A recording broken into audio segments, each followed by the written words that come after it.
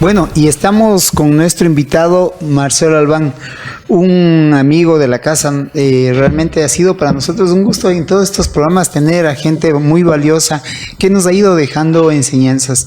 Y esta vez queremos hablar de los hábitos que le van permitiendo a uno crecer. Te he visto y te conozco desde hace tiempo, Marcelo. Para quienes tal vez le conocen, más conocido como Chinito Albán. Chino. Entonces, yo creo que este tema de tener hábitos es muy importante, pero me gustaría empezar conociéndote un poco. ¿Quién es Marcelo Albán? Bueno, Marcelo Albán, muy buenos días con todos. Primeramente, es un joven que inicia como cualquier niño con sus estudios, tanto en la escuela León Becerra, pasé por el Colegio Pío X, me gradué en el Colegio San Alfonso por cosas de la vida. A veces la juventud, las amistades hace que esa picardía, esos juegos de joven cobren consecuencias. Me tocó salir del Colegio Pío X, no por vago ni por malo, sino por consecuencias de las picardías que a veces hacía uno de joven. ¿Cuál era la mala influencia, tu amigo o tú? Creo que el grupo de amigos con el que uno se rodea es el que hace tomar decisiones de ese momento muy, muy arrebatadas. Salgo del Colegio San Alfonso muy agradecido, la verdad. Es un colegio que me enseñó mucho el tema de la disciplina. En ese momento el rector Efraín Hidalgo era una persona muy fuerte de carácter, muy correcto. En ese sentido me ayudó mucho a formar la parte de la puntualidad, la parte de la organización y del cumplimiento que tenía que hacer en el colegio. Antes los colegios fiscomisionales eran como un poquito más estrictos, tenían como que las líneas más fuertes. Ahora como que le veo un poco más permisivos. Bueno, tengo mis dos nenas. Yo creo que en ese sentido valoro mucho la educación, la disciplina fuerte que me enseñaron a mí. No sé si por ser hombre, no quiero tampoco sonar en un contexto machista, pero creo que los hombres necesitaban un carácter fuerte, un carácter que de alguna forma tenía que reubicarnos muchas veces las decisiones y las direcciones que cada uno tenía como persona. Me ayudó, valoré muchísimo sobre ese sentido y lógicamente empiezo yo a marcar ya mi carrera universitaria. Empecé en la Universidad de las Américas, pero como anécdota, tomando en consideración el tema que me mencionabas de la disciplina y cómo me voy formando, sobre todo en el campo de los negocios, yo en las travesuras de joven me robo el carro de mi papi a los 14 años. Aprendí a manejar, me robo el carro de mi papi a los 14 años y lamentablemente en una de esas robadas de vehículos tuve un accidente de tránsito.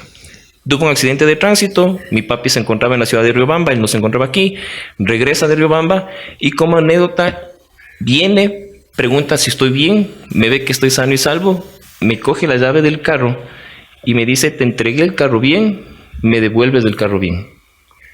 Hablando entre lloros con mi mami me dijo: ¿sabes qué? Creo yo que es momento de que empieces a buscar trabajo porque yo no estoy en la capacidad de poderte pagar el choque. Entonces puedo ayudarte, sí, pero empieza a trabajar.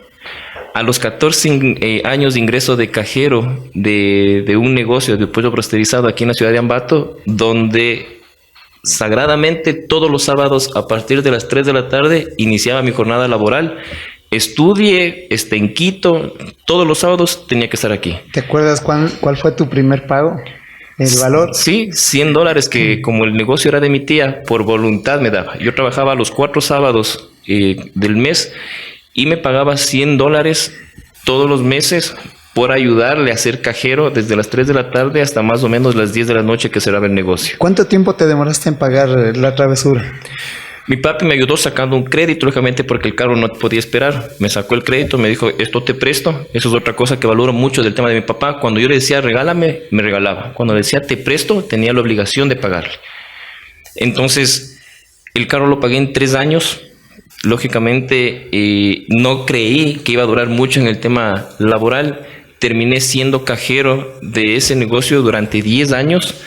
Y lógicamente, en el sentido de lunes a viernes, ya tenía otros trabajos. En este caso, empecé a trabajar en el Banco de Pichincha, también en la formación un poco financiera, en el Banco de Machala.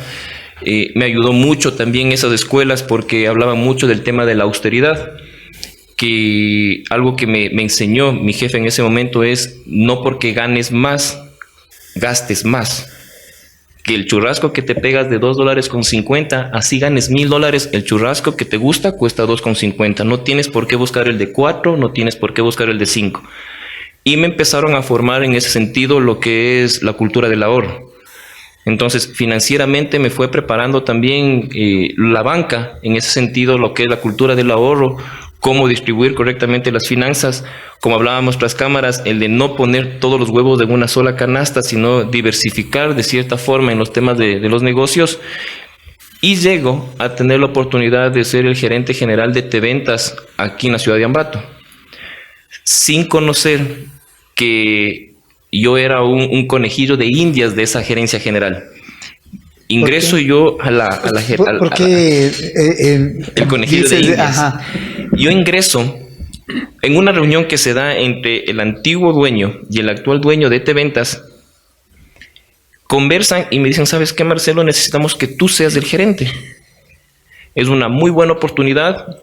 Hay que entender que esto es una franquicia nacional que tiene una participación, corporación favorita, y te va a servir en tu carpeta. El tren pasa una sola vez, esta es la propuesta, lo tomas o lo dejas. Renuncio al banco, tomo las riendas de Teventas aquí a nivel local, y decía que era un conejillo de indias porque lo que querían es que yo me entere cómo es el funcionamiento de Teventas, porque 2 años a posterior, el dueño de Teventas llega a ser mi papá.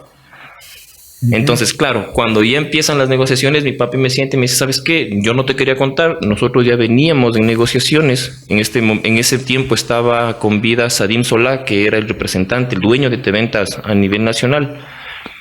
Y lo que yo quería saber es la transparencia de la información, sobre todo en los datos económicos que tenía Teventas, para yo tomar una decisión. Claro, yo era conejillo de indias porque también me sacaban la madre. El horario de moles es muy pesado y asumir una representación como cabeza es más sacrificado. Paralelamente a eso también ya tenía mis propios giros de negocio. Y para los que no me conocen y muchos la han satanizado de alguna forma, inclusive sacándome memes como el discotequero. Y es chistoso porque, bueno, lo tomo como burla, tal vez como intento de desprestigio, pero es un giro de negocio que, si lo sabes hacer bien, es muy rentable. He venido trabajando en el tema del entretenimiento, que lo llamo yo, por más de 17 años, haciendo eventos, promoviendo artistas, levantando proyectos, no solo como discotecas, sino como bares, como restaurantes. Actualmente tenemos ya algunos que están funcionando. Y eso también me ha ayudado en la autodisciplina. No porque me dedique a tener un negocio del entretenimiento quiere decir que yo me debo al entretenimiento o soy parte de ese entretenimiento. Soy deportista, soy papá, básicamente cumplo yo horarios laborales como cualquier persona. El mero hecho de que haya el entretenimiento nocturno, que es normalmente para que el ser humano socialice, para que también el turismo de la ciudad crezca, no quiere decir que es un pecado ni que se está haciendo algo mal. Marcelo, ahí yo quiero preguntarte algo. Cuando tú empiezas ya a despegarte, si se puede decir, de la parte formal, laboral, y empiezas tú a generar propios negocios, ¿tú te marcaste un objetivo o fue una cuestión que la vida te fue llevando y tú solamente seguiste por instinto? Créeme que en la parte de los huevos no se los pone en una misma canasta. Inclusive hasta el día de hoy siempre he pensado que es sano también trabajar bajo relación de dependencia. Emprender es muy duro, muy costoso, es muy riesgoso, y mi familia, en mi pensamiento, no tiene por qué asumir esos riesgos. Yo he venido trabajando en relación de dependencia, sea en la parte política, sea en la parte privada, porque indistintamente de si mis negocios tienen éxito o no, en ese momento, y me considero una persona joven, tengo yo un recurso seguro en el cual depende mi familia para yo poder cubrir todas las necesidades o las obligaciones que tengo como papá. Ya, entonces tú me quieres decir que el trabajo formal o el pago mensual te da solidez y el otro te da liquidez. Básicamente trabajo en ese sentido, sí. Ya, pero ahí hay un tema. ¿Cómo combinas tu tiempo? Porque cuando tú tienes un trabajo de dependencia tienes que cumplir un horario de 8 horas y a veces es complicado o complejo mantener las dos actividades y eso a la larga dicen que el ojo del amo engorda al caballo. Así es. Pero hay ciertos giros de negocio que no necesariamente tienes que estar ahí. Si lo sabes manejar, si lo sabes sistematizar, probablemente lo puedes llevar de buena manera. Ahí va la cultura que me enseñó Teventas. Hay más de 20 locales a nivel nacional de Teventas y una sola cabeza y muchos administradores. Entonces, una vez sistematizadas las cosas, sabiendo tener el control, teniendo gente de confianza que pueda darte los resultados, se puede hacer. Yo trabajo, sí, en un horario, básicamente el de oficina regular, que es de 8 a 4:30, 5 de la tarde, y posterior a eso continúo yo mi jornada laboral ya en lo que es todo lo que es el negocio personal. Entonces trato de no mezclar, sin embargo, estoy al pendiente, estoy monitoreando, estoy viendo que las cosas vayan funcionando. El administrador, en este caso de los negocios, es el responsable de rendirme cuentas de que las cosas funcionen. Entonces, yo tener reuniones con ellos, básicamente lo que me dan es los insumos y la información de qué es lo que se está haciendo. Ya, pero ahí a muchos emprendedores o a mucha gente le ha pasado que como hay empleados muy buenos y en la mayoría sí lo son, pero también hay empleados que no son muy bien, claro, muy derechos. Sí. También me ha costado sobre eso. Y el aprender te cuesta plata. Bastante. Enseñar, capacitar cuesta más plata que sostener. Cuéntanos algunos de esos casos que tú hayas tenido. Bueno, me pasó básicamente también en Teventas que mientras yo trabajaba en otro giro de negocio en el personal, había un administrador dentro de lo que es Teventas. Y en ese sentido estaban manipulando cierta información, digámoslo así, que por medio de lo, como te digo, está sistematizado, te puedes dar cuenta. No te das cuenta de una forma inmediata, te das cuenta a posterior. Y a veces cuando las cosas están, perdón el término, pero jodidas. Y empezar a solucionar ese problema cuesta plata. Las personas que salieron fueron casi 4 personas que salieron de un golpe. Y esas 4 personas tuvieron, claro, un costo administrativo y operativo de casi 3 meses de capacitación que nos tocaba cancelarles hotel, comida, viáticos, hospedaje, o sea, todo para que las 4 personas estén en Quito, en la planta central de Teventas, capacitándose.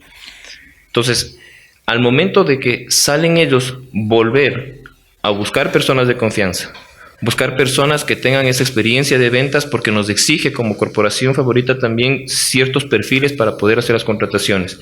Que esas 4 personas vayan a capacitarse en Quito y buscar de alguna forma suplir esos 4 puestos que ya no están en ese momento trabajando es muy complejo.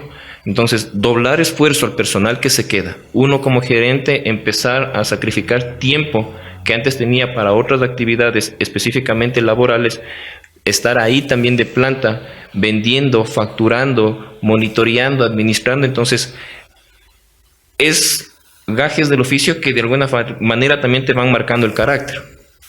El de tomar decisiones, el de qué hacer, qué no hacer, el de decidir, que es creo que parte de lo que es complejo dentro de un negocio, tomar decisiones, porque a la larga no se sabe si esa decisión va a ser la correcta, va a ser la equivocada, y a la final tienes que rendir cuentas de alguien más. Así sea uno dueño de algún giro de negocio, el rendir cuentas sea por título personal, sea por título familiar, o sea para un jefe o un inmediato superior, hay que rendir cuentas. Entonces, sí, te va marcando ciertas pautas en la disciplina, ciertas pautas dentro de las anécdotas para ya ir previniendo sus errores y que no te cueste mucho como negocio. Ahora, ahí hay una pregunta de cajón.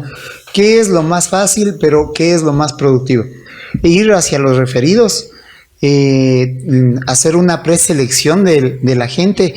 ¿Qué es lo que tú aconsejas a la gente el rato de conformar un equipo? El referido es medio complicado porque ya tienes un compromiso de por medio.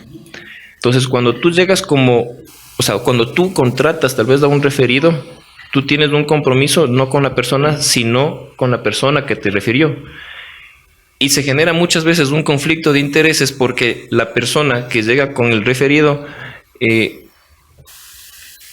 cree que tiene beneficios adicionales o tiene privilegios adicionales que el resto de personas por el simple hecho de ser un recomendado. Algo que me enseñó la escuela en este caso cuando estuve en Teventas es nunca contrates a personas con experiencia. ¿Por qué? Porque las personas con experiencia vienen con mañas, vienen con trampas y no van a trabajar a tu forma de pensar, a tu ritmo de trabajar, ni al horario que tú quieres implementar. La persona que llega sin experiencia, tú le formas, tú le capacitas y trabaja para ti. Pero el costo de formación justamente es diferente. El costo de formación es diferente, pero los resultados también son mucho más eficientes que la persona que llega con la experiencia. Porque no le corriges, no le direccionas, no le encuadras de una mente que ya viene con su pensamiento, con su criterio, a tratar de ubicarle a lo que este giro de negocio requiere. Uh-huh.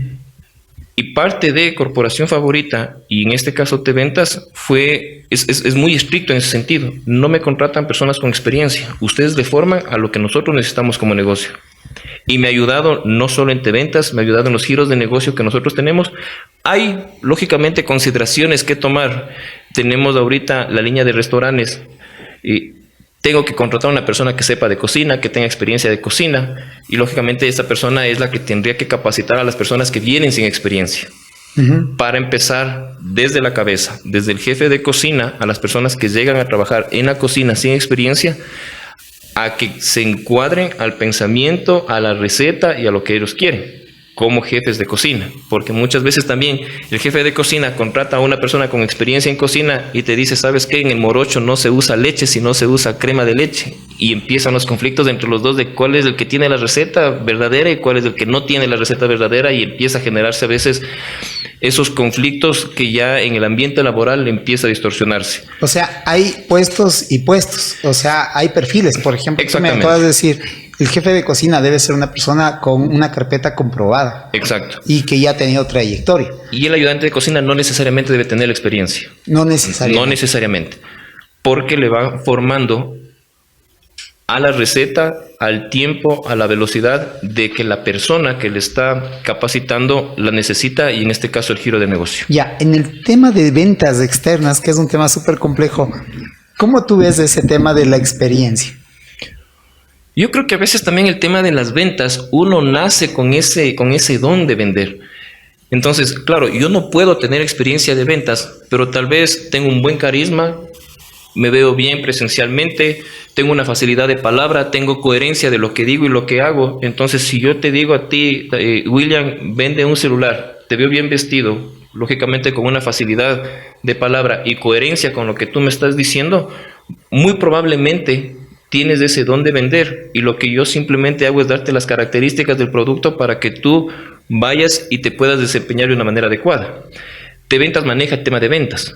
Nosotros lo que hacemos es vender a la gente tanto por televisión, vía telefónica o presencialmente, cuando nosotros hablamos del tema ya de cerrar la venta. Cuando el cliente llega a locales simplemente para cerrar la venta. Entonces, hemos contratado gente que no tiene ni idea de vender. Y han sido las personas que más comisionan cuando se les capacita, porque se entusiasman, porque aprendieron y están en el constante crecimiento, las constantes autocapacitaciones que ellos tienen cuando se les dan el tema de un manual de merchandising o insumos para que ellos se autocapaciten. y llegan a ser las personas que venden más que la persona que ha tenido experiencia o el jefe de ventas, porque empiezan a motivarse sobre eso. Y yo creo que eso vas trabajando sobre la marcha, dándote un punto y coma en la parte política. Yo no era una persona que hablaba mucho, que se expresaba demasiado, y me tocó aprender a hablar, sobre todo en público, sobre todo en cámara, sobre todo en lo que son medios de comunicación, porque me encantaba tanto la política que tenía que aprender. Y yo creo que nadie nace sabiendo todo, tienen dones, tienen tal vez actitudes, tienen personalidades individuales, y se les puede sacar el provecho sobre eso. Lo que tú hablabas es muy importante, el tema de perfilar a la persona en lo que uno considera necesario que le puede funcionar en la empresa. Sabes que yo tengo una experiencia al respecto, y creo que en algún momento lo compartí también. Yo tuve una selección de personal y bueno, fueron muchos candidatos, pero al final llegaron dos, y justo los dos casos opuestos, ¿no? Una persona sin experiencia y otra con mucha experiencia. Yo necesitaba un prevendedor para una ruta. Y era un poco complejo porque, claro, la persona que tenía experiencia, o sea, sabía que él me iba a dar resultados inmediatos.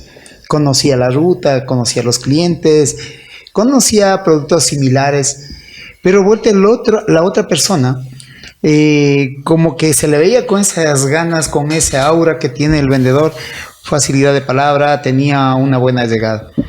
Entonces yo le pregunto a mi jefe, que estaba en Cuenca, le digo, Juan Pablo, tengo este caso.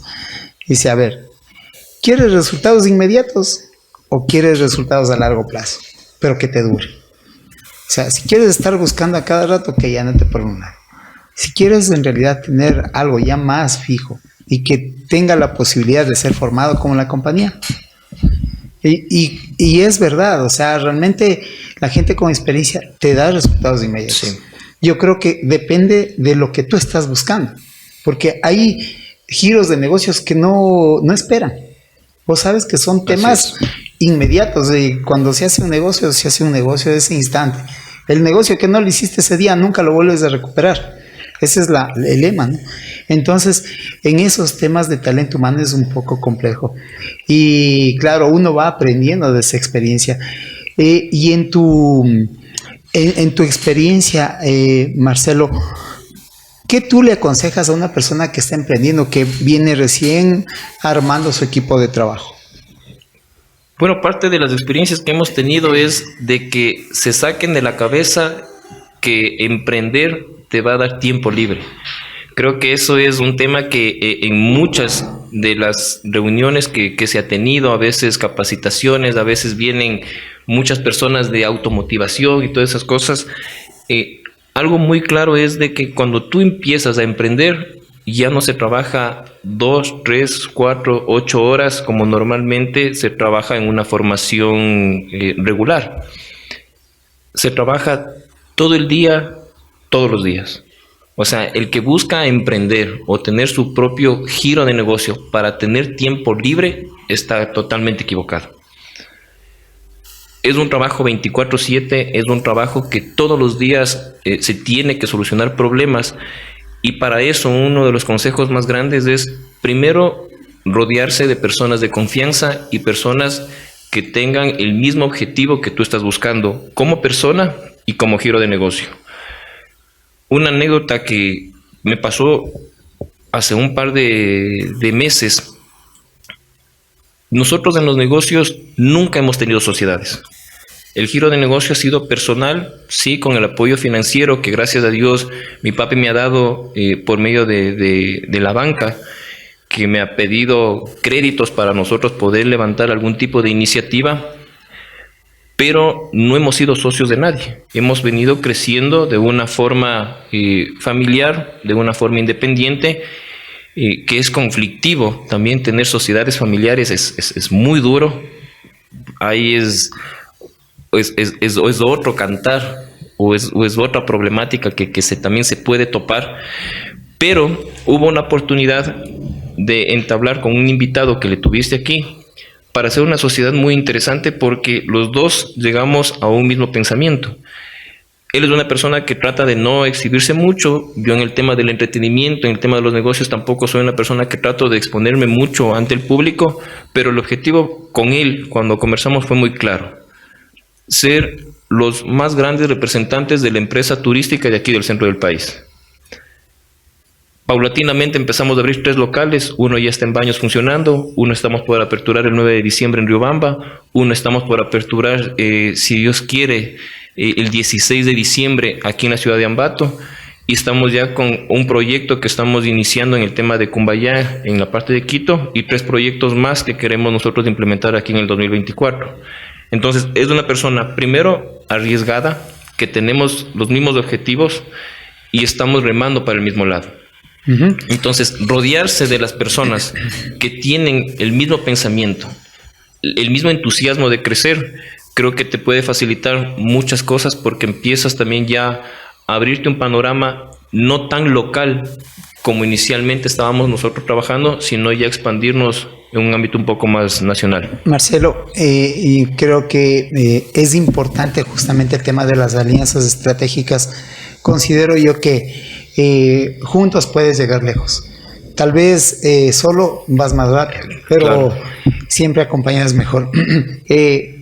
Antes de pasar al tema de las alianzas estratégicas, me parece que hay 2 temas que acaba de preguntar. Plantear. Sí, producción. El uno, que es ciertos términos que podrían derivar en una venta. Y el otro, que creo que es supremamente importante, es el tema de la experiencia, la edad en ciertos espacios laborales. Porque, claro, la experiencia también cuesta. Probablemente eso es lo que no se ve. Porque invierten en cursos. Tú me acabas de decir que tuviste a 4 personas en Quito capacitándose. Eso tiene un costo. Por ejemplo, los procesos de aprendizaje de ciertos trabajos o oficios son diferentes, dependiendo de la complejidad. Yo, el que más he conocido en tiempos es el de tecnología en Tarpug, en Cuenca. Me decían que el proceso de aprendizaje de ellos era de 1 año 8 meses. O sea, un tiempo súper largo. Entonces, ese tiempo es una inversión para la empresa. Y yo creo que es importante justamente que tú nos hables de ese tema, de la experiencia, cómo se debería valorar. Bueno, topando el tema de la experiencia, como repito, hay espacios dentro de los giros de negocio que sí se necesita gente con experiencia y gente que no necesariamente deba tener experiencia para poderles formar a tus necesidades. Algo que hablaba producción y que era muy importante, y considero que actualmente hay un conflicto social sobre eso, que es el tema de la contratación en edades. Suena a veces irónico porque las empresas muchas veces buscan a la gente joven, pero les exigen experiencia de la gente que ya ha pasado tal vez sus 40, 45 años en la parte laboral. Que tengan, tal vez quieren personas de 22, 23 años, pero que tengan ya 5 años de experiencia laboral, que tengan la formación académica, que tengan los conocimientos en un sinnúmero de actividades que necesitan ellos como negocio. Es utópico porque una persona que recién se está graduando, que tenga tanta formación laboral, no va a cuadrar con la necesidad que está exigiendo en este caso la persona que quiere contratar. Y yendo por el otro lado, en cambio, cuando una persona, y hablo pasado tal vez los 40 años, que puede ser una edad promedio que puede quedar desempleado, que empieza a buscar trabajo, no lo contratan por la edad, teniendo el perfil y el conocimiento que están exigiendo para que ingresen a esa parte o a ese espacio laboral. Entonces, sí considero, primero, todos somos capaces, independientemente de la edad, de aprender o de aportar al negocio, absolutamente todos. Segundo, la edad no debería ser una barrera para poder ingresar a cualquier ámbito laboral. Si cumple con el perfil, si cumple con la experiencia o los requisitos como negocio que están solicitando, yo creo que la edad no debería ser un impedimento. Parte de la experiencia que muchas veces cargan los años es más valiosa que a veces la formación inclusive académica que puede tener ciertas personas, porque lo que te enseña es la cancha, lo que te enseña es la vida, y eso es lo que me ha venido formando. Como te comentaba, William, yo llego ya a alta edad a tener mi título de tercer nivel.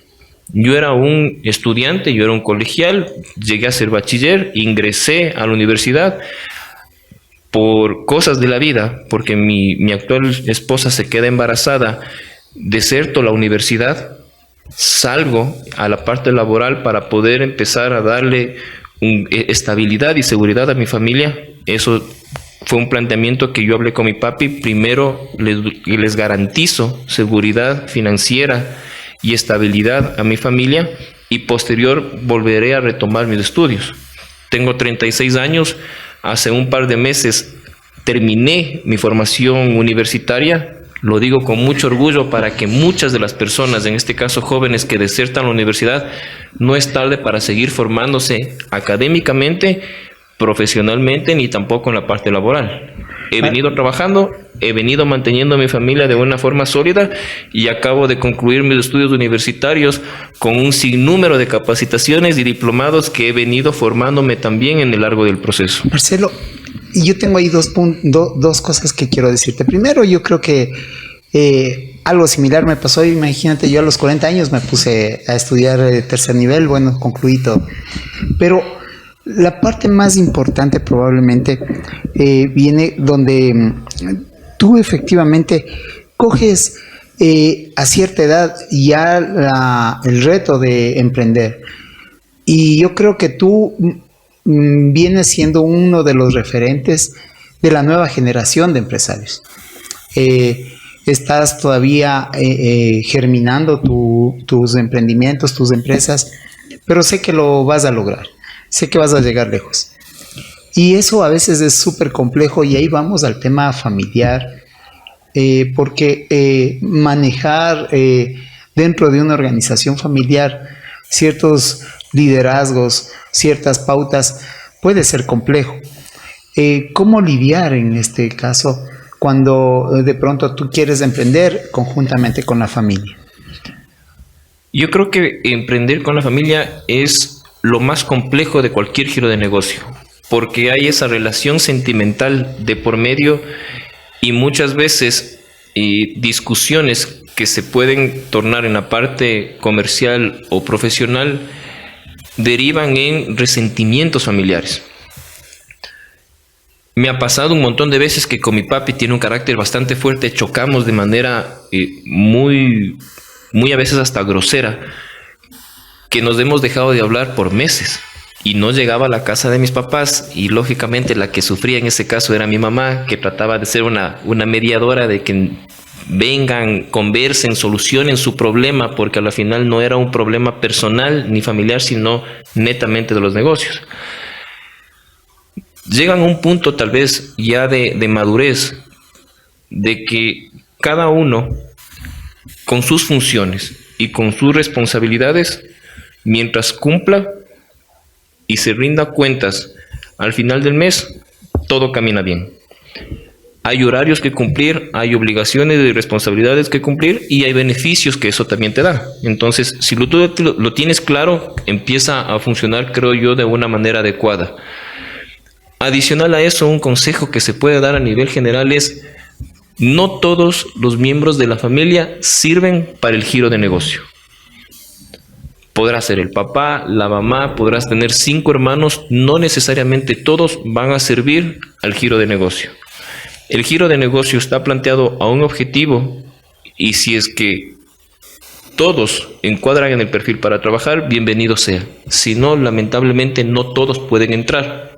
Y hablo de no todos pueden entrar, no en la parte societaria, porque al final, cuando tú entras como socio, tú tienes un porcentaje de rentabilidad que rinde esa empresa.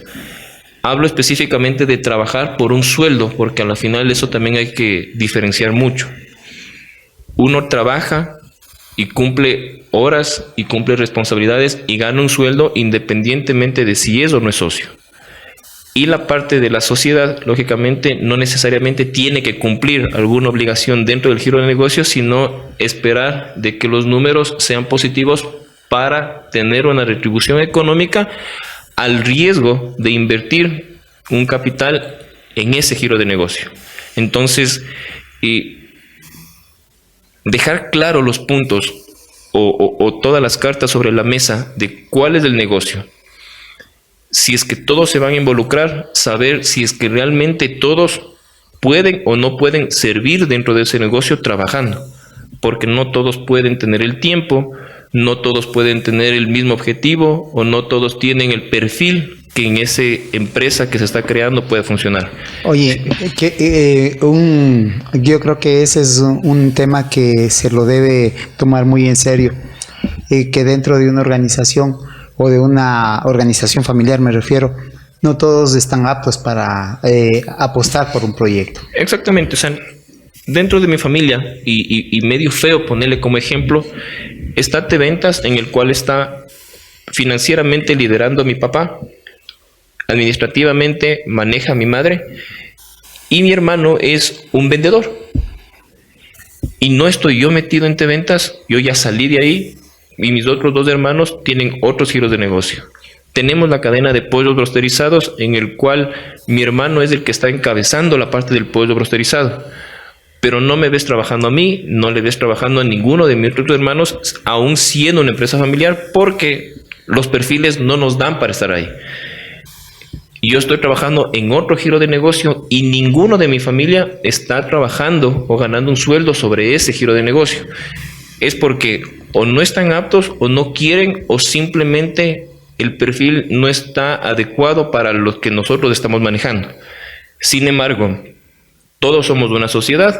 Si es que nos va bien, a todos nos va bien. Si es que nos va mal, lamentablemente, como digo, metan las manos al bolsillo porque ahora nos toca aguantar, porque no solo las sociedades se ve cuando las estrellas brillan, sino también cuando la noche aparece. Eso es lo feo también de ser una parte de la sociedad, porque rendir cuentas cuando estás en negativo te genera un conflicto de muy probablemente lo que estaba sobre mi responsabilidad, o tomé malas decisiones o hice mal, y en base a eso hay una consecuencia bastante grande que es mi familia la que va a también tener que afrontar. Hablemos un poco del tema de alianzas estratégicas porque, claro, como te decía, te conozco hace rato y tú estás en el giro de negocio de los eventos. Y ahí normalmente se llevan adelante esto, ¿no? El tema de, ok, hagamos, en principio empieza como una inquietud, una travesura, a ver qué tal nos va. Pero tú ya en ese qué tal nos va y estás algunos años. Cuéntanos, ¿cómo empezaste? A ver, yo inicio con un capital de $1,500, que fue un ahorro que tuve específicamente de lo que trabajaba de cajero del pollo. Y empiezo yo con un grupo de amigos a hacer una primera fiesta de Halloween. Se hace la primera fiesta de Halloween, nos va excelente y gano en esa fiesta de Halloween, al igual que los socios que teníamos, éramos 4 socios. Y como anécdota, la parte fea de este caso del entretenimiento, nos vienen a proponer hacer por primera vez Wisin y Yandel en la ciudad de Ambato. Hacemos Wisin y Yandel en la ciudad de Ambato. En este momento estaba liderando Pepe Mejía de Radio Bandida. Que hoy está justo, o estaba haciendo pues el miércoles pasado el tema de Romeo Santos, ¿no? Claro, bueno, estamos ahorita también en el tema de Romeo, pero en la parte de la producción, ahí sí no ya no es lo mismo, ahí es otra cosa. Entonces, claro, o sea, nos invita, entramos con un grupo de jóvenes, éramos 6 jóvenes que le apostamos a Romeo Santos, ilusionados de Romeo Santos, de Wisin y Yandel, ilusionados de que como era el artista de moda, nos iba a ir súper bien en el estadio. Entonces todos con ese entusiasmo de que vamos a hacer una inversión grande. No medíamos las consecuencias. Parte del proceso de esa producción, de ese evento, entramos a un racionamiento de energía eléctrica, que en ese momento estaba el presidente Correa como presidente.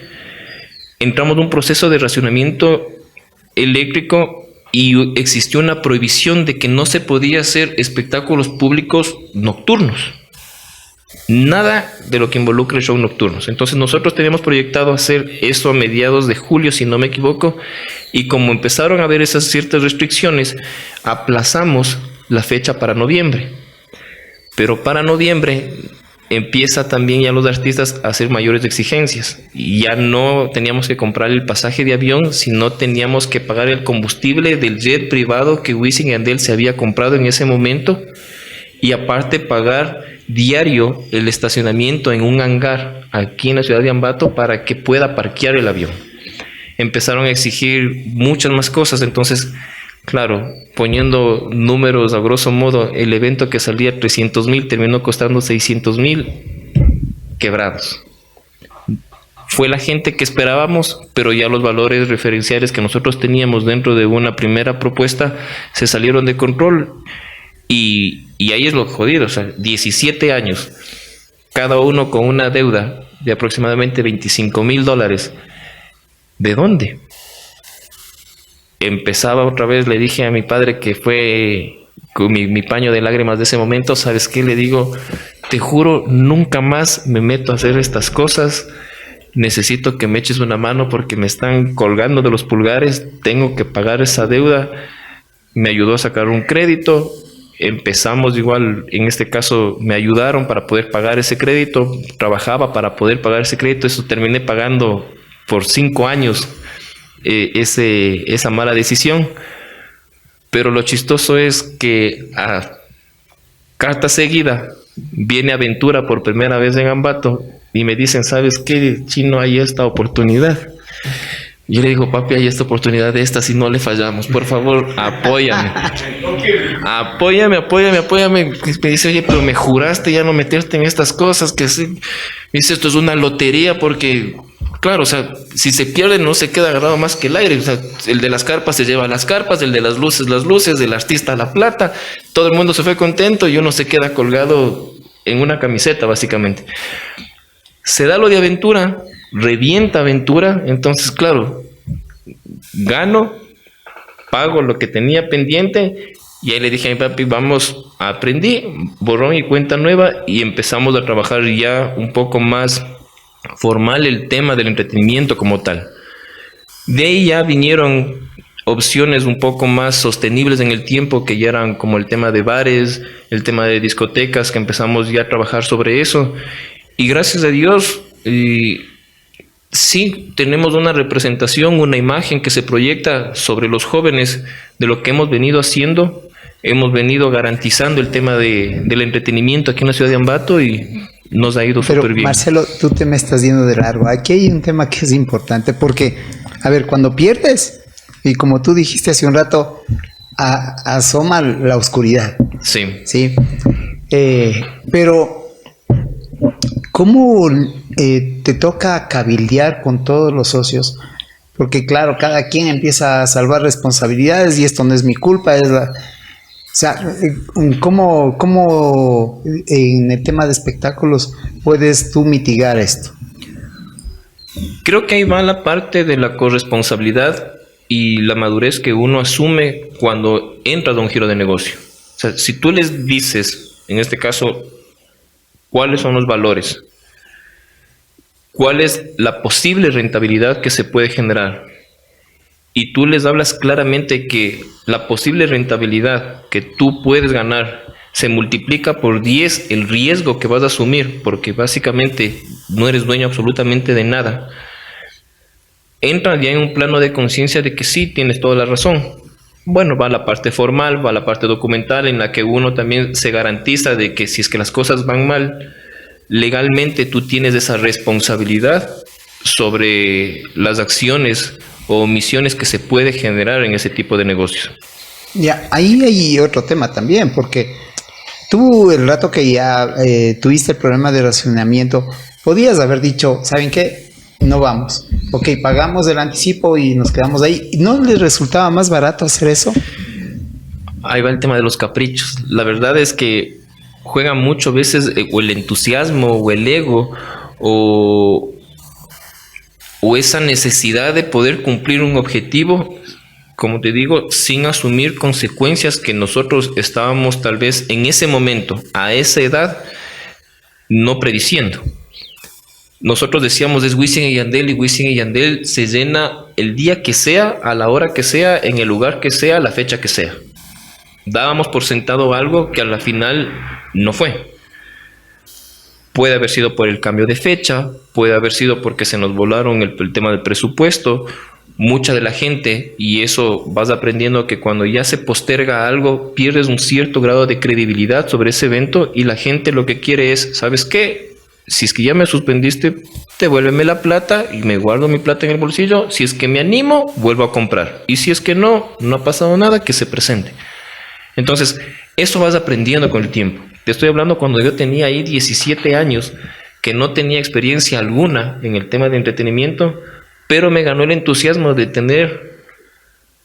ser parte de la organización de un evento internacional con unos artistas en ese momento de renombre que hasta ahora han marcado historia en ese género.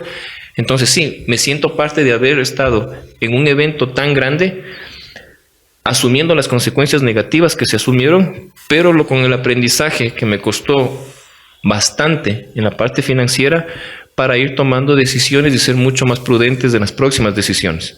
Entonces, empezamos con Wisin y Yandel, estuvimos con Aventura y empezamos también a formar un equipo que actualmente es un apoyo enorme en el tema de producción para poder seguir avanzando en este tema de actividades. Marcelo, entonces tú nos estás diciendo que justamente quedan lecciones de Wisin y Yandel, pero ¿cuáles fueron las lecciones aprendidas para Aventura?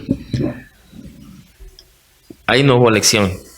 Ahí no, fue, es que, a ver, de la caída seguramente aprendiste. Claro. A ver, lecciones con el tema de Aventura, básicamente ser más coherentes en el tema del presupuesto. Ahí aprendí bastante en el tema presupuestario. O sea, si es que es 1000, es 1000 y no hay el 1100, no hay el 1200. Este es el presupuesto y sobre eso manejamos, porque sobre ese presupuesto existe un aforo, sobre ese presupuesto están destinados todas las inversiones y sobre ese presupuesto puede generar una posible utilidad. Y ese presupuesto nos permite a que cualquiera de los socios que estamos sentados sobre la mesa, nadie quiebre financieramente. O sea, que todos tengan la posibilidad de que si es que nos va pésimo, tengan la capacidad de poder aportar para poder cubrir esa responsabilidad sin perjuicio grande económicamente hablando ante los socios. Entonces, vamos trabajando ya sobre eso y eso es parte de lo que nos enseñó. Con Aventura fueron otros tiempos, ya no hubo restricciones, ya fuimos más cautelosos en el tema de lo que nos están pidiendo y sobre lo que nos están pidiendo se blinda ya legalmente para que no exijan más y tampoco es como que nosotros demos menos. O sea, la parte legal. Sí. La parte organizativa y financiera. Exactamente, sí. Ahora, en esas lecciones aprendidas también, dentro del grupo que ustedes hicieron o tuvieron ese traspié, ¿se mantuvieron todos? No, básicamente de los que iniciamos la parte del entretenimiento de la vieja escuela, creo que solo quedo yo. Ya, pero a Aventura, ¿cuántos fueron de los que estuvieron antes? De los que fueron Wisin y Yandel, nos fuimos los mismos 6. O sea, los mismos 6. O sea, recuperaron su dinero. Sí, recuperamos, pagamos las obligaciones y todo eso. Sí, fuimos los mismos 6. Oh, ya. Y de ahí sí, hasta el día de hoy, cada uno ya se ha dedicado, inclusive uno está en el extranjero, dedicado al entretenimiento también. Pero en la ciudad de Ambato, de los de la vieja escuela, bueno, hay uno que también tiene mi mismo apodo, que es el mismo Chinito Arroyo, que maneja el tema de entretenimiento en otra línea, con otras características, y yo, de los que somos de la vieja escuela del entretenimiento. Y de ahí las demás se han ido diversificando ya en otras actividades comerciales, ya han renunciado de alguna forma este tipo de actividades porque hay muchos riesgos que se asume y también la edad ya no pasa en vano. Entonces hay una muchachada ahorita, una corriente de jóvenes, y eso es lo que he marcado yo un poco la diferencia, que son de 16 a 25 años. Ese es mi target de giro de negocio, independientemente de la actividad que yo ponga. Les conozco, sé quiénes son, sé lo que les gusta y lógicamente sé las actividades que ellos frecuentan. Y a veces muchos de mis amigos me han castigado sobre eso, me dicen, oye, pero es que ponga algo un poco para más adultos. Le digo, vean ustedes, no me van a dar de comer, ustedes básicamente saldrán una vez por mes. La corriente que ahorita existe de los jóvenes es muy grande, es más preparada y ahora te exigen más. Entonces hay que estar preparado también para lo que ellos exigen ahora. Oye, realmente el proceso de crecimiento es muy importante y creo que es el tema que debemos tocar más adelante. Tenemos que irnos a una pausa. Yo creo que hay temas que van saliendo de todo este proceso de aprendizaje que nos vas dejando, Marcelo. Hay temas súper importantes y espero que no se nos queden muchos en el tapete, pero se nos van a quedar lamentablemente porque el tiempo es el primer enemigo nuestro. Yo creo que el tema justamente de un poco ir enfocando la información antes de implementar una acción. Cuéntanos en tu experiencia, ¿cómo tú hacías, por ejemplo, bajo tu percepción, bajo la percepción de la gente, corrías alguna encuesta? ¿Cómo hacías en el tema de eventos un análisis de mercado? Bueno, básicamente sí corremos encuestas y eso también es otra parte, en cambio, que aprendí dentro de lo que es la línea política. Entonces, ¿por qué topo la parte política? Porque en la parte política hablan de que todo debe ser medible y la data es lo que produce ciertos insumos para tomar decisiones, y decisiones tal vez mucho más complejas porque ya involucras a una masa de gente mucho más amplia. Aprendí eso en la parte empresarial, de que todo debe ser medible y todo debe tener, lógicamente, una respuesta a la acción que nosotros vamos a dar. Cuando es el tema de artistas, monitoreamos cuál es el que está dentro de la tendencia. Dentro de los que están dentro de la tendencia, empezamos nosotros a pinchar en radios para ver cómo está el tema en radios sobre los artistas, y empezamos a hacer encuestas de esta selección, cual quisieras que venga. Posterior a eso, empezamos también a ver espacios de qué tan lejos podría ir la gente para llegar a ese tipo de eventos. Antes nosotros nos enfocábamos específicamente en el centro de Ambato. Ahora lo que se ha tomado en consideración es hacer en quintas aledañas al Cantón Ambato. Entonces, si es que tú estás en la capacidad y también en la voluntad de trasladarte del punto X al punto Y para poder ir a este evento. Empezar también a tabular el tema de cuánto estarías dispuesto a pagar. Antes, yo me acuerdo cuando era joven, yo pagaba entradas de $40, $50 por evento en fiestas de Ambato. Ahora la gente ya no tiene la capacidad ni el interés de pagar tanto. Entonces, los ingresos se reducen y tienes que adaptarte también a la capacidad de pago que muchos de tus clientes están dispuestos a pagar por ciertas actividades. ¿Cuál es la capacidad de pago que tú estimas? Actualmente es un promedio de $10. Uh-huh. Y algo que hay que decirlo abiertamente es la corriente de los influencers que ahora se ha dado es un perjuicio también para el tema de los negocios. Cuando tú hablas con la gente bonita, con la gente influyente, con la gente influencer o como quieran llamarle, para que vayan también a tu evento, ahora ellos te dicen que es un favor que ellos estén en tus eventos. Y dentro de ese favor de lo que ellos te solicitan para estar ahí, viene un sinnúmero de cosas como las cortesías, como el que si no me das gratis no voy, o si no me das pases me voy a otro lado. Entonces empieza ya a distorsionarse y es una palabra fuerte, sino a prostituirse ya el tema del negocio del mercado. Porque todo el mundo quiere gratis, todo el mundo quiere barato y todo el mundo exige más. Entonces adaptarte a eso es muy complejo actualmente en el tema del entretenimiento. Aquí en las discotecas normalmente se marcaba un cover o un valor de ingreso porque lo que tú estás brindando al momento de ingresar es un espacio donde brindas seguridad, servicio, comodidad y un sinnúmero de cosas como servicio. Ahora es difícil cobrarle a una persona para que pague un ingreso porque lo que asumen ellos es: te estoy haciendo el favor de ir. Y sobre ese favor de ir, claro, tú tienes que reinventarte muchas de las consideraciones para que tu negocio permanezca lleno, para que tu negocio sea rentable, porque no necesariamente porque estás lleno, muy probablemente te esté dando la liquidez o la rentabilidad que buscas. Y aparte de eso, de que la gente que va por hacerte el favor pase bien, porque si no son los primeros que tal vez te disparan con el tema de redes sociales algún tipo de comentario negativo, que ahora es tan fácil el tema de redes sociales divulgarlo, y empieza a generarte ya un perjuicio también a largo plazo.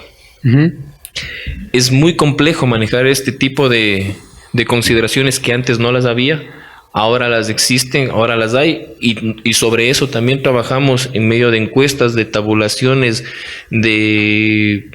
hacemos focus group con muchos de los jóvenes de qué quisieran, cómo están, cómo se sienten, para poder nosotros también irnos enmarcando y entendiendo qué es lo que está buscando actualmente en los jóvenes.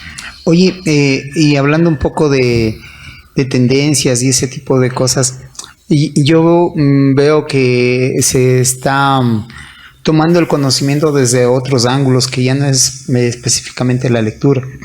Ahora la gente es mucho más visual y probablemente eso también cambia la realidad. Tú tuviste la oportunidad de estar también en Mr. Book. Sí. Y algún rato me acuerdo que coincidimos y me decías, chuta, entendí el valor que tiene la lectura y ahora me dedico a leer mucho. Y créeme que la gente que lee realmente se nota fácil, ¿no? En ese sentido, el tema de la autocapacitación, ¿qué valor tú le das a la autocapacitación?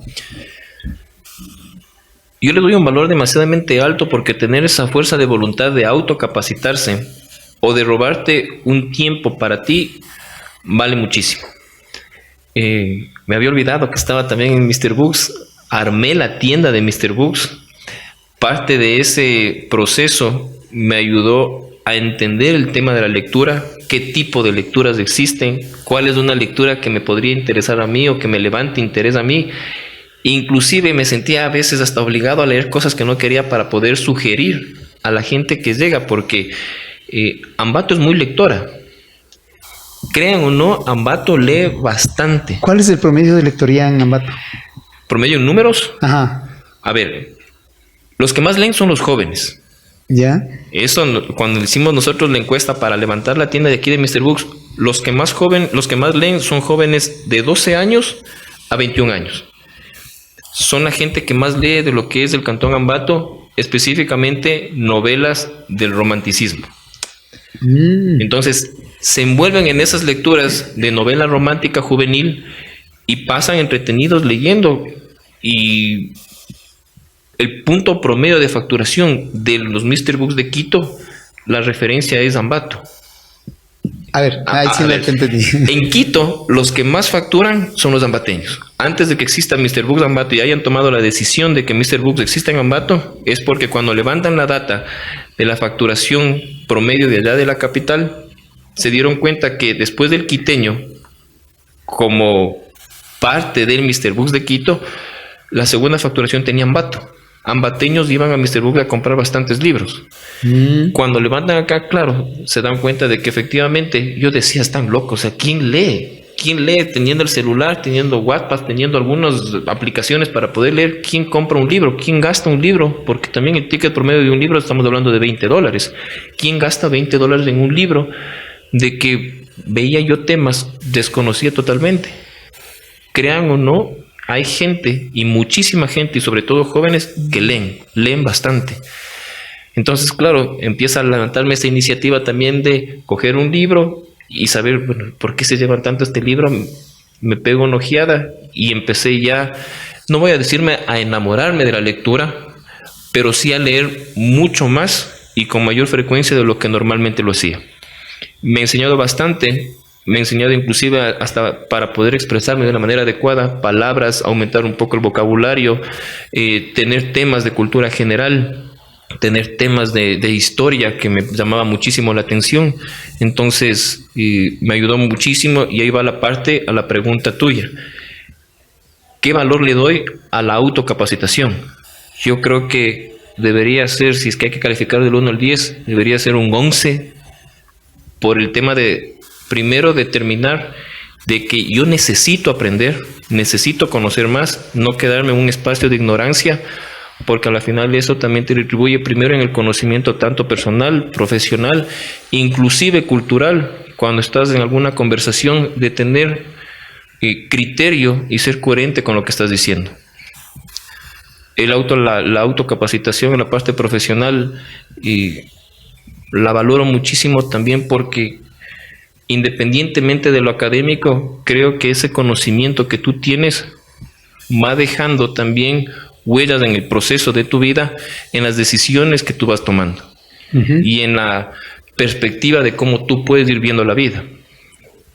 Te abre la mente, te abre los ojos, y de alguna forma creo que eso siempre va a sumar a positivo, independientemente, hasta que la decisión no sea buena, siempre suma positivo. Marcelo, y estoy totalmente de acuerdo contigo en el hecho de que justamente el tema de la lectura te permite todo eso, te abre ventanas, te abre puertas y a tu conocimiento.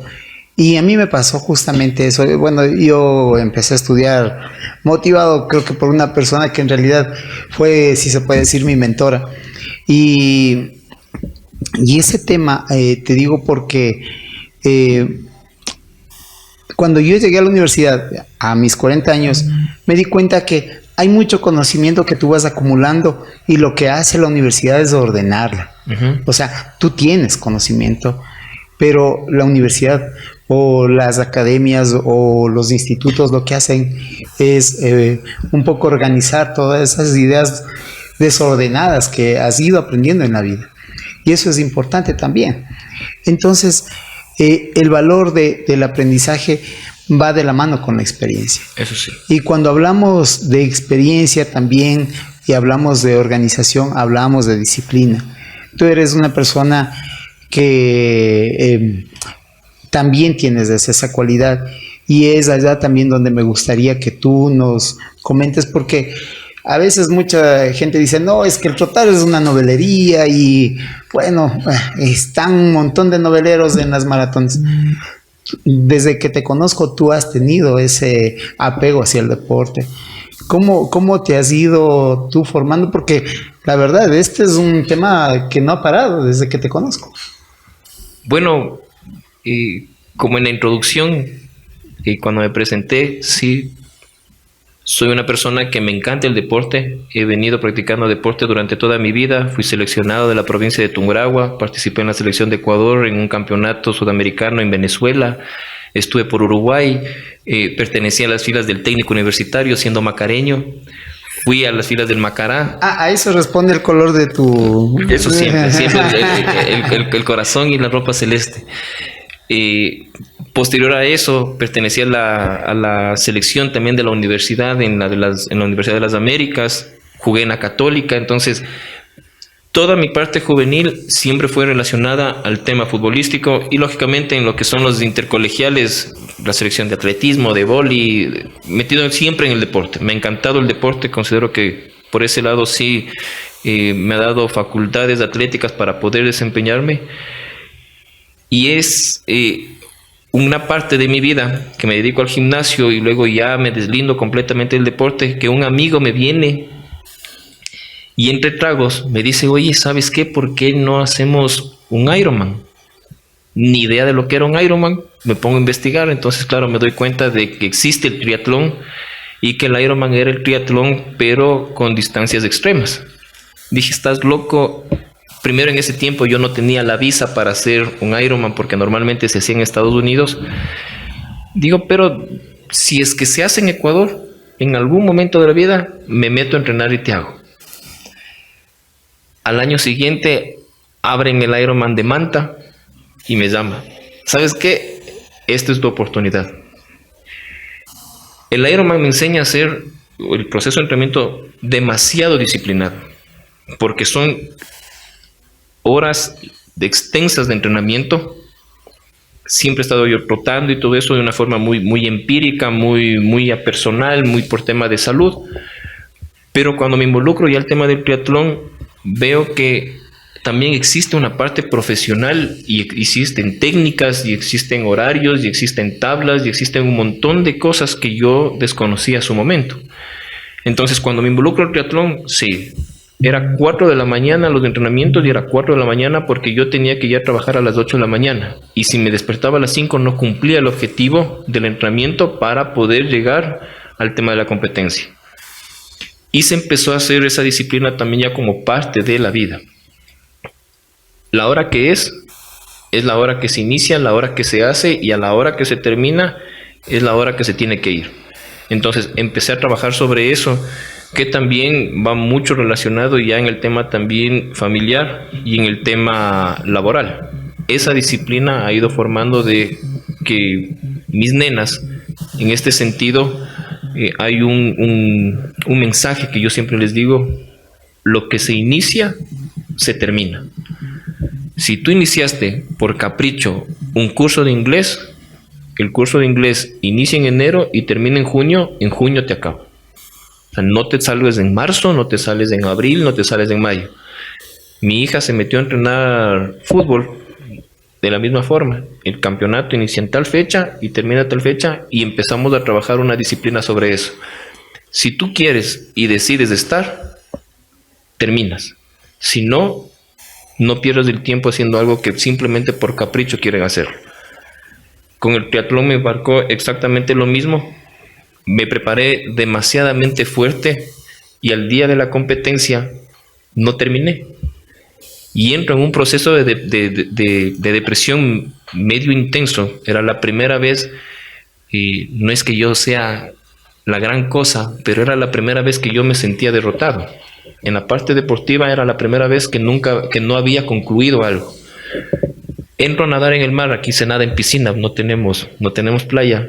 Entrenaba yo en una piscina, nunca me había metido a nadar en alta mar, en competencia y hace nada en alta mar, y entro en un pánico de estar solo en medio del mar, medio desorientado, tratando de llegar a la orilla, que no cumplo el tiempo objetivo que te exige el aire.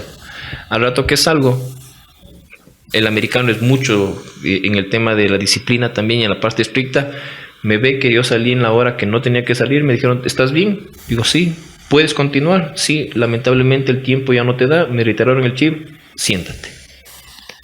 Entonces ya no pude terminar ni la bicicleta ni el trote, que eran los otros 2 deportes que tenía que cumplir en el triatlón. Entré en un plano de depresión que inclusive perdí hasta el trabajo. No quería salir de la casa, me sentía avergonzado de mí mismo, mi familia me trataba de dar ánimos. Entonces fue un lapso de casi 3 meses de que no quería saber nada de nadie, ni de absolutamente nada. Va a sonar hasta medio fuerte, pero en verdad, o sea, me impactó tan fuerte que eso pasó en agosto y en diciembre mi esposa me dice: ¿sabes qué? En enero hay el Ironman de Panamá. Toma, ¿estás inscrito? Están los pasajes, prepárate y termina. Si no, no vas a salir de lo que estás.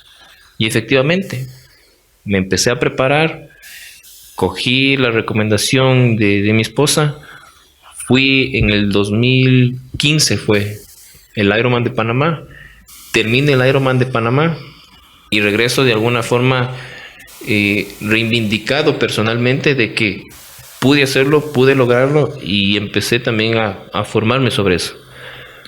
Esos 3 meses que mientras entrenaba y perdí el trabajo, que no tenía recursos, que inclusive me trajo como consecuencias familiares, también es parte de fortalezas que empiezas a generar también en tu carácter. Hay que saber perder y hay que saberse levantar de esas pérdidas. Y que lógicamente saber perder, que no arrastre absolutamente a nadie de los que está atrás tuyo. Es responsabilidad de uno, es consecuencia de uno, y sobre esas consecuencias creo que es importante entender y empezar a buscar soluciones sobre esas derrotas. Oye, hacerse responsable de lo que uno asume, ¿no? Exactamente. Y que mira cómo las cosas se van encadenando juntamente con el tema de la disciplina. Ahora viene otro tema y me tengo que ser muy rápido en esto por cuestión tiempo. Y quiero hablar del tema de empatía. Cuando uno logra cierto nivel de empatía con la gente, empieza a exponerse y eso te lleva a otro momento. Y es importante manejar este tema en la parte social, porque a veces, no sé si tú algún rato has escuchado que la gente de la Politécnica Nacional son muy buenos jefes, pero nunca van a terminar siendo buenos líderes, que para eso está la gente de la Universidad de San Francisco y tal, porque justamente se trabaja sobre las habilidades blandas. Y eso de ser un poco holístico es importante. ¿Cómo tú justamente llegas a la política, Marcelo? A ver, vamos otra vez desde el inicio en la parte de la presentación. Era la parte de los negocios en las que me presenté, en la parte deportiva, también como inicio en la parte deportiva, y en la parte política vengo de una familia política. Mi tía, tía de mi padre, María Hortensia Albán, es la primera prefecta mujer que llega a ser electa aquí en la provincia de Tungurahua. Ella fue prefecta por el Partido Social Cristiano y empezó a marcar el tema de la política dentro de mi familia. Mi padre llega a ser concejal de la ciudad de Ambato en ese tiempo por la democracia popular y empieza también a perfilarme de alguna forma su pensamiento ideológico, que es el demócrata cristiano, la democracia cristiana. Y empiezo a involucrarme con él en el tema de la política, con las campañas, con el tema de acompañarle a las reuniones. Y algo que me gustaba muchísimo, que ahora no existe, es las reuniones de la militancia orgánica, que el antiguo movimiento, los antiguos partidos políticos sí tenían. Ahora ya se ve mucho el tema de partidos de garage, de que se prestan candidatos, de que salen nuevos perfiles que pueden ser muy, muy capaces en la parte profesional, pero también hay una parte política que se tiene que conocer. Entonces empiezo yo a encaminarme perteneciendo a los jóvenes demócratas en lo que es la ciudad de Ambato. Después se crea la democracia cristiana a nivel nacional. Me vinculo con los jóvenes demócratas cristianos a nivel nacional. Se me abren las puertas de empezar a trabajar con la Fundación Konrad Adenauer, con la CAS, que fue expulsado en su momento por un anterior gobierno por el tema ideológico, y ahora regresa nuevamente a Ecuador, pero yo me vinculo a la CAS porque había CAS Perú y la CAS de Montevideo. Me empiezo a vincular con ellos porque me dan la oportunidad de capacitarme en la parte política, seguir diplomados, soy un ex becario también por parte de la CAS, que estuve en Medellín, Colombia, también trabajando en el tema de campañas, justo en la temporada de Fico, cuando estaba para la candidatura a la presidencia. Entonces, me empezaron a formar mucho la parte de la política. Y dentro de ese caminar, César Monge, que ya no está con nosotros, por medio de Fernando Gavilanes, me proponen ser candidato nacional para la asamblea. Entonces, claro, era una oportunidad que yo decía, buscaba tanto esa oportunidad que decía, pero candidato nacional, no me conocen ni bien en Ambato, ¿cómo voy a hacer una campaña por todo el Ecuador? Hay que entender de que, claro, tenemos el candidato nacional y los candidatos provinciales, y a mí me mandan a caminar por todo el país. En ese momento con Guillermo Lasso, que estaba de candidato para la presidencia en la primera vuelta, y vaya. A mi suegra, por favor, para ver si es que me puede echar una mano con recursos económicos, a mis padres, a mí, tocando puertas, porque me voy de campaña. Y empiezo a entender el tema ya de la política desde adentro. Yo trabajaba la política siempre desde afuera, generando opinión, criterio, asesoramientos de ciertos políticos que estaban en las concejalías, a armar el tema de ordenanzas en proyectos de los jóvenes dentro de aquí del municipio de Ambato. Pero ya entender la política desde adentro ya fue otro cantar, y ahí va mucho la parte de la empatía. Llegué a lugares que no tenía ni idea que existían, con necesidades que para nosotros no son necesidades, porque gracias a Dios tenemos todo a la mano, tenemos agua, tenemos luz, tenemos el bus, tenemos todo. y para ya tener un vaso de agua era lo más gratificante que podías darle en ese momento, porque nosotros asumíamos que en esos espacios hay agua, y no, o sea, empezamos nosotros a trabajar sobre eso, y llego lógicamente ya a la parte de a escalar ciertos rangos para estar en donde estoy, que fue, gana el presidente Guillermo Lasso, y empiezo desde lo más bajo de la política, que puede ser la tenencia política de una parroquia. No quiero desacreditar absolutamente a nadie de los funcionarios dentro de lo que es la tenencia política, porque se trabaja como hormiga para sostener toda una estructura nacional. Empiezo a trabajar desde la tenencia política y bueno, empezamos nosotros a escalar un puesto cuando empiezan a haber cambios de ministerios para ser tomado en cuenta como coordinador zonal del Ministerio de Gobierno. Entonces, claro, salto de ser teniente político a ser jefe de los gobernadores de la zona centro. No tenía mucho sentido, pero venía ya preparándome y capacitándome para eso. Y actualmente termino yo la gestión de gobierno con la jefatura política, haciendo un sinnúmero de actividades dentro de lo social, enfocado a las personas en situación de vulnerabilidad. Entonces voy en 3 facetas muy marcadas: la parte deportiva, que me ha enseñado mucho el tema disciplina; la parte de los negocios, que me ha ayudado muchísimo en el tema financiero; y la parte política, que básicamente es un encanto para mí. Estás fascinado por la política, y estamos conversando de muchas cosas que debe reunir una persona que en realidad necesita o quiere salir adelante. Y una de las cosas que creo yo que también conjuga en toda esta suma de valores, que tanto como hemos conversado en el tema de disciplina, ser empático, tener alianzas estratégicas, tener bien marcado el tema de la parte financiera, porque todo esto te ha ido llevando a la vida, ¿no? El tema conocimiento. Terminamos en el tema de disrupción, de innovación, en el tema de también marcar un futuro. Quiero que nos cuentes en esta parte final, ¿cuáles han sido las grandes innovaciones que tú puedes decir, este fue mi sello, esto es lo que yo quise hacer y esto es lo que yo hice? Porque hablar es fácil, pero ya en la práctica es otra cosa. Bueno, ser disruptivo, nosotros prácticamente hemos marcado un sello en la forma de cómo comunicar el tema del entretenimiento. Buscar palabras que ya no sean tan trilladas, y hablo específicamente como el famoso Ladies Night, que muchas veces usan las actividades de entretenimiento nocturno. Entonces nosotros empezamos a buscar ciertas cosas que muchas veces hasta se han levantado en polémica.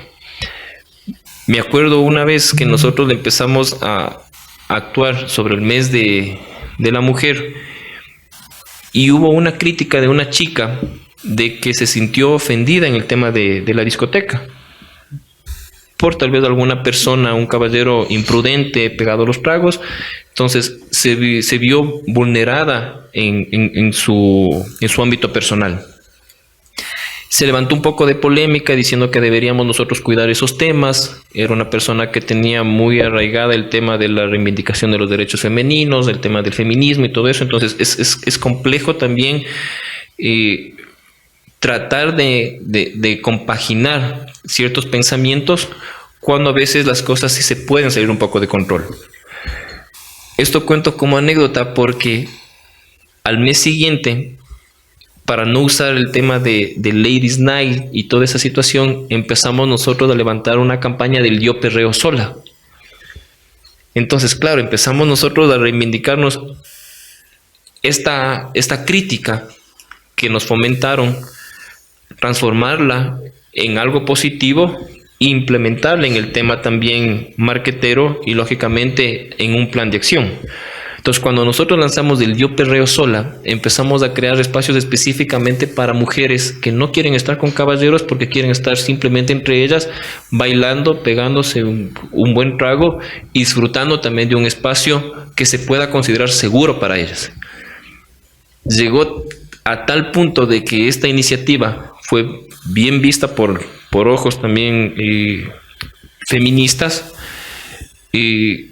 fue muy disruptivo porque el yo perreo sola, el tema de la palabra perreo, a muchos que se consideran moralistas no les cuadraba el término, que llegó a ser tema de debate de una profesora, en este caso la esposa de Yacu Pérez con Manuela Pig, en la Universidad de San Francisco, del proyecto Yo Perreo Sola que nosotros levantamos de la ciudad de Ambato, ganando un premio con mi hermano, que fue el que presentó el proyecto allá en la universidad, de una iniciativa que nosotros nos sacamos de acá.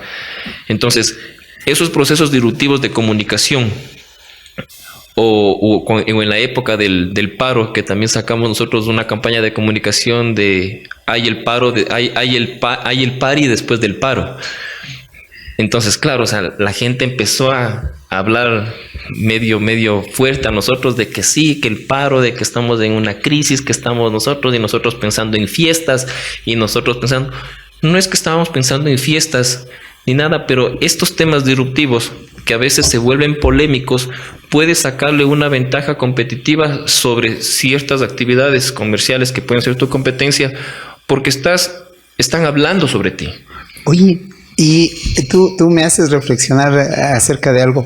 Creo que en los momentos más difíciles, más complejos, es donde salen las mejores ideas. Sí, y nos complican a veces el tema también de la polémica, sobre todo con la familia, de que, oye, es que baja la intensidad, a vos siempre te gusta estar en el alboroto. Y no, o sea, nosotros no marcamos con el fin de incomodar a nadie. Marcamos simplemente el momento coyuntural para, por medio de un poco de la sátira, que la gente, indistintamente en las actividades que estén haciendo, empiece a hablar de nosotros y que nos sigan tomando en cuenta, estemos en paro, estemos con el tema del feminismo, estemos con lo que sea, que estemos nosotros siempre presentes en el tema de conversación. Posterior a eso ya solucionamos algún tipo de conflicto cuando les hacemos entender a la gente o aterrizamos ya en el proyecto como tal cuál fue la idea y esto es lo que nosotros estamos trabajando. Nos ha ido súper bien con eso, para eso tengo un equipo de comunicación atrás que es bastante ingenioso en ese tema y buscar palabras que nosotros nos han identificado, sobre todo los hashtags, como en este caso estamos por abrir un local que le llamamos La Más Bonita. ¿Por qué La Más Bonita? Porque consideramos que dentro de los proyectos que nosotros hemos venido haciendo, este va a ser un proyecto muchísimo más agradable a lo que ya venimos trabajando. Y La Más Bonita fue específicamente porque ahora hay un sinnúmero de lo más top, ahora son todos VIP, ahora todos son golden, entonces consideramos que La Más Bonita siempre nosotros nos enfocamos de que nuestros espacios sean cómodos y seguros para las mujeres. Esa es una estrategia que nosotros manejamos. Oye, y acabas de topar un tema, aunque ya lo topaste hace un rato también, pero que es importante que la gente un poco también vaya entendiendo, que es el tema de la comunicación actual, el tema del marketing actual.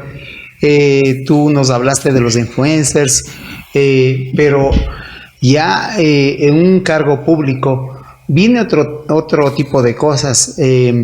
¿Cómo mitigar eso? Porque los troles ahora son el pan nuestro de cada día, y ya las redes prácticamente a veces se vuelve un lugar en el que no sabes si es que es verdad, no es verdad. Artistas muertos, y un poco de noticias. ¿Cómo mitigar? Porque en realidad tú sabes que el trabajo de las autoridades a veces en territorio es totalmente diferente a lo que pintan los opositores.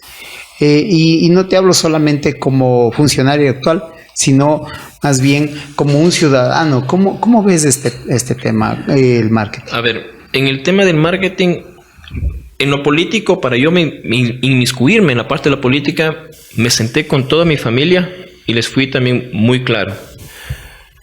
Me van a decir que tengo mujeres, me van a decir que estoy en corrupción, me van a decir un sinnúmero de epítetos simplemente por desprestigiarme. Mi familia me conoce, sabe cómo soy, y lo único que yo espero es que si es que en algún momento sale algún tipo de noticia falsa por medio de trolls, ellos me apoyen, me crean y me sostengan.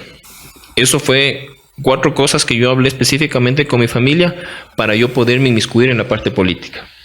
Segundo, no soy hipócrita jamás de lo que yo hago, tanto en mi vida privada como en la parte de los negocios con la función pública. Uh-huh. La gente sabe a lo que me dedico, sabe cuáles son mis trabajos, y eso no tiene que incidenciar absolutamente nada en la parte de la vida pública. Mientras lo haga bien, lo haga con coherencia, tenga los permisos que la ley me exige, yo creo que no tiene por qué distorsionar absolutamente nada. Y te hablo porque los troles que me han salido a mí es que una autoridad es discotequero. Sí, yo tengo un giro de negocio que se dedica al entretenimiento, que aporta económicamente al sector turístico y que estoy legalmente constituido ante la parte tributaria y ante el sistema financiero. Entonces, pueden decir lo que pueden decir, que lógicamente no es que me perjudique. Ahora ir viendo lógicamente la parte de marquetera de estas cosas, sí, a veces anímicamente golpea, desconcentra, incomoda sobre todo, pero si es que tú estás seguro de lo que eres, trabaja sobre eso. Para dejar claro, es importante entonces tener claridad sobre lo que es realmente con la familia en primer lugar, para luego justamente ir a la otra escala, que sería probablemente que la gente también vea, ¿no? La información es pública, está ahí, y yo creo que eso es una parte importante y fundamental de la gente que ejerce cargos públicos, ¿no? Y venderte con lo que eres. O sea, si entran a mis redes van a ver fotos de mi familia, no tengo por qué esconderles, no les expongo, pero tampoco les escondo. De mi parte deportiva, de mi parte de mis giros de negocio, de mi parte de la función pública. Entonces, uno como persona en la parte marketera también se tiene que vender de forma real de lo que es. Hay un dicho que dicen ser y parecer. Entonces, tienes que ser las dos cosas, no simplemente aparentar algo por querer agradar. Uh-huh. Ahora, yo creo que, por ejemplo, en el tema político, y viéndole como un tema importante y necesario, porque todos deberíamos inmiscuirnos, saber y tratar de entender la dinámica de la política, yo siempre he hablado que es importante mantener un proyecto. O sea, los proyectos de 4 años realmente no es que no sirvan, pero realmente sí creo que se le debería dar una continuidad. Creo que Ambato es uno de los grandes ejemplos del beneficio que lleva la continuidad. Claro, la alternabilidad es importante en cierto punto, pero por lo menos mantener continuidad, porque si sacamos en cuentas en limpio los 4 años de administración de una ciudad, 2 prácticamente se te van con presupuestos prorrogados, o sea, son camisa de fuerzas, y son los otros 2 que te quedan un poco como para ir cristalizando un proyecto. ¿Y qué obras en las ciudades se pueden hacer a largo plazo en 2 años? Ninguna. Definitivamente los proyectos grandes se hacen por lo menos en 6, 8 años. Y mira, podemos poner como ejemplo el metro de Quito. Han pasado cerca de 4 administraciones y recién se va a inaugurar. Entonces, esos temas son supremamente importantes al momento de sacar las cuentas, y uno tiene que ser maduro en eso, ¿no? Pero, y digo esto porque tú nos has dejado una lección en una parte personal que se puede amplificar a la parte política, que los resultados han sido progresivos, has empezado de a poco, de pequeño, y vas creciendo, no has terminado. Y quiero en la parte final que tú nos cuentes cuáles son tus nortes, cuáles son tus objetivos, cuáles son tus sueños que pronto vas a cumplir. Bueno, algo que acabas de mencionar es muy importante en la parte de la continuidad de la política. Para ir cerrando ese tema, es saber comunicar. Yo creo que si tú le comunicas como político a la gente, así como lo bueno, lo malo que estamos. Porque si tú le preparas a la gente, o tú le explicas a la gente qué tan mal estamos, con la verdad de causa, la gente va a entender y se va a preparar. Y cuando te toque tomar las decisiones fuertes, la gente ya estuvo advertida de qué es lo que está sucediendo y qué es lo que va a pasar. Si tú comunicas claramente, no con tecnicismos, claramente que estamos bien o que estamos mal, la gente absorbe ya esa información. decirle a la gente también de que sí, explicarle también una parte de cómo es la función pública. Tú hablabas de los presupuestos prorrogados, que capaz la gente no tiene ni idea de qué es un presupuesto prorrogado y que con ese presupuesto prorrogado ya no puede hacer absolutamente nada y yo llego a hacer en 2 años lo que yo tengo planteado dentro de una propuesta de campaña. Adicional a eso, venir trabajando en el tema de la continuidad. También estoy de acuerdo en el tema de si ya llegas. Hay un tema, bueno, que este martes estuve yo en una reunión con unos autoridades de Alemania que vinieron de visita acá al Ecuador, que decían que a ti te eligen no para trabajar, sino para gobernar. Y parte de ese pensamiento de gobernar es también llegar a acuerdos independientemente con el político que te sientes o la ideología con la que estés conversando. Porque esos acuerdos que a veces son muy tabús o le distorsionan como negociados o el maletín o muchas de esas cosas, son los que te permiten primero empezar proyectos y segundo dar continuidad a los proyectos que están haciéndose bien. Muchas veces uno llega como autoridad y como no es mi ideología, como no es de mi línea, boto toda la basura, borrón y cuenta nueva, pero ese borrón y cuenta nueva también tiene un costo. Que hablamos en el tema empresarial, el costo de capacitar nuevamente a la gente que tienes que contratar por errores que se cometieron. Es exactamente igual. Entonces sí, dale continuidad, hablarle clara a la gente con una comunicación asertiva y lógicamente, para ir respondiendo a tu pregunta, ¿cuáles son mis objetivos a medianos, tal vez y a largo plazo? A corto plazo, abrir los 3 locales que nosotros ya estamos por aperturar. Uno ya está abierto, los otros 2 están por aperturar en el mes de diciembre. ¿Cómo se va a llamar? ¿La Bonita? No, se llama Holic. El hashtag es la más bonita porque consideramos que dentro de los proyectos este va a ser bastante interesante, va a llamar muchísimo la atención. ¿Qué tiene de nuevo? Eso les voy a dejar para que cuando visiten, pero va a llamar, ahí vean. Sí, ahí van a ver. Entonces, ¿pero un abreboca? Nada todavía. ¿Visitan o nada?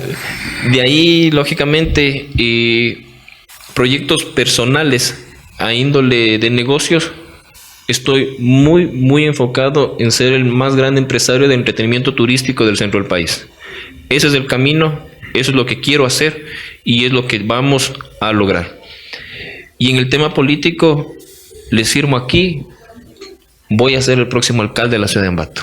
Mi sueño es ser alcalde de la ciudad de Ambato, estoy trabajando para eso, estoy preparándome para eso, no solo en la parte de la experiencia, sino también en la parte académica, para que en algún momento cuando se presente la oportunidad, llegue y lógicamente cubra con las expectativas que los ciudadanos se merecen. Realmente, Marcelo, ha sido una mañana bastante entretenida, agradeciéndote siempre por tu tiempo, y los micrófonos siempre van a estar abiertos de estrategias de éxito negocios. No, mejor te agradezco muchísimo, William, por la oportunidad. Como digo, hay una amistad que ha venido arrastrando por años y te considero una persona transparente. Y lógicamente cuando tienes una persona transparente, honesta y correcta, se vuelve cómodo abrir los micrófonos en cualquier lugar y en cualquier espacio. Gracias, Marcelo, y estaremos en la próxima semana con otro personaje de nuestra ciudad. Gracias.